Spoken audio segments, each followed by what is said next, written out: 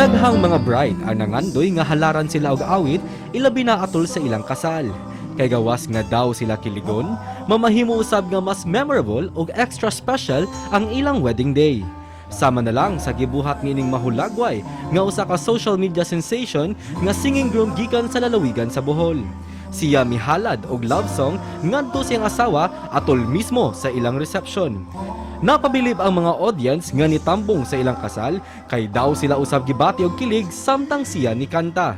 Ang video nakaani na og kapin million views sa Facebook, ingon man libuan ka mga shares og reactions. Mga yutawg sample karong buntaga kauban ng singing groom gikan sa Bohol dinhi lang sa GMA Regional TV Live. Makapuso sa adlaw mismo sa iyang kasal gipadaya gyud niya yang Team Us nga gugma sa iyang kapikas ug makauban nato siya sa programa rong buntaga gikan sa Bohol, Jerome Sala Ukab. Maayong buntag Sir Jerome, welcome sa GMA Regional TV Live. Kumusta sir ang unang buwan sa 2022 nga minyo na? Maayong buntag sa Nico o sa imong mga kauban diya sa studio. Maayong buntag ninyong tanan. Unang buwan sa akong pagkaminyo ng 2022. Malipayon, uban sa akong tibok pamilya, sa akong mga anak, o pagpasalamaton ta kanunay nga kitagaan taog nga daghan kay mga grasya gikan sa Ginoo.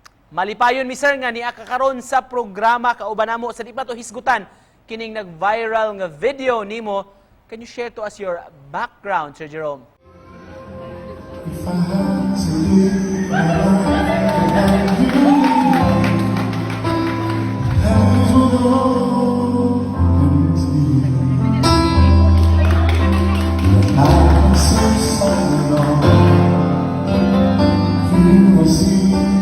Usap sir, malipayon kayo na hindi ko kitagaan o gigayon ang panahon para ma-interview ko ninyo. Salamat kayo sa inyong kuhan.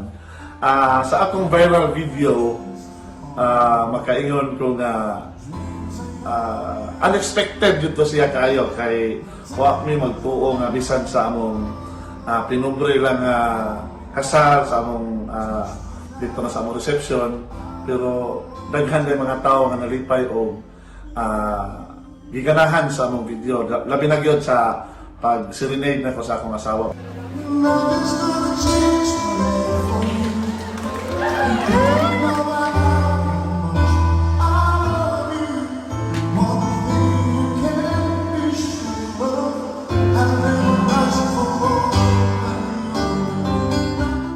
Sir, asa man sabi mo mga gigs kaniadto?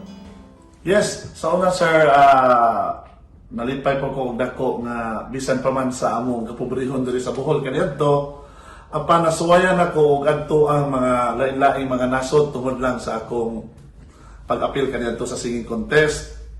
Nakadto ko og Amerika, Japan, sa Europe, murag naka-tour mi dito sa Europe. Sa akong mga gig sa Cebu sa una, malipayon pod ko nga gidawat po ko sa mga Cebuano pag-ayo. Labi na og mag-mall show mi, na may mga shows diha nga gipang-invite mi sa mga producers. So, ubay-ubay usab ang mga gigs na ko kaniadto sa dito pa ko sa akong trabaho.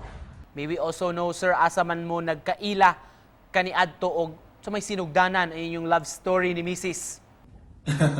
Yes sir, murag kuan ni among pagkita sa akong asawa sir, murag unexpected po ni siya kay gi-invite ko ni Scott Chong sa Naga City, kanhi mayor si Inan Chong na patatong mga panahona. Gi-invite ko nila sa Naga para mo kanta niya. Si Scott Chong, kapitan karon sa City of Naga, amigo po sila sa akong wife. Mao nga dito may nagkita niya, murag na at first sight na to sa Dico, murag nabito na sa kanta nga yun ka, kaya mo po na akong serenade niya. Daghan gituod ang gikilig sa inyong wedding, damgo sa kadaghanan labi na sa mga bride nga kantahan gyud sila diha. Busa Sir Jerome, di na mo palabyon ang higayon. Mamahimo ba mga imig sample nimo karong buntaga, few lines? Yes sir, may problema. Ako lang siguro kantahon tong akong kanta nga akong gipahinungod niya. Kaya mao gyud ni among theme song unya, mao gyud ni akong kanta gyud para niya sa kaniadto pa sa nag-uya pa ni. Kang Willie Revilla mi song ni nga yun ka. Unang kita pa lang sa'yo'y nabihag mo. Sa ngiti mo na kay tamis ay naakit ako. Araw-araw kitang naiisip, kasama ka hanggang sa panaginip. Bakit nga bang puso'y di mapigil na umibig sa'yo? Yun ka nahanap ko sa tuwina. Yun ka sa'kin magpapaligaya kapag kapiling ka. Paano sa'yo? Thank you. Salamat kayo.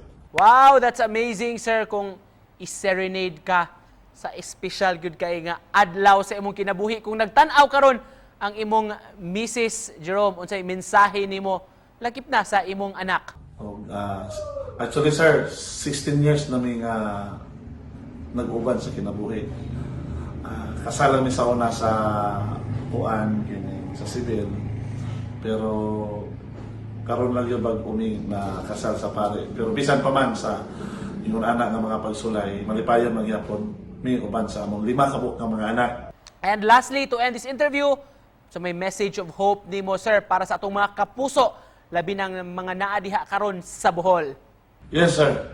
Sa atong mga kaigsuunang Bulanon,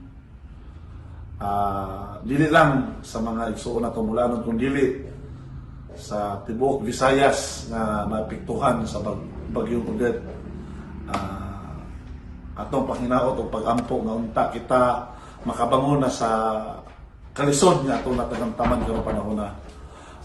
Atong paningkamutan nga bisan pa man sa mga pagsulay naagihapon kanunay nato ang Ginoo magauban og ibutang na nato sa sentro sa atong kinabuhi ang Ginoo. Alright, daghang salamat, sir, for joining us this morning ug pagpaambit sa imong talento sa atong mga kapuso gikan sa Bohol, mga kapuso. Jerome Sala Ukap. Yes, sir, daghang po kayo salamat. Thank you kayo, sir, sa inyong panahon ug kayo nga inyong gihatag kanako, sir, ug uban sa akong pamilya. Daghang salamat, Sir Nico Sereno.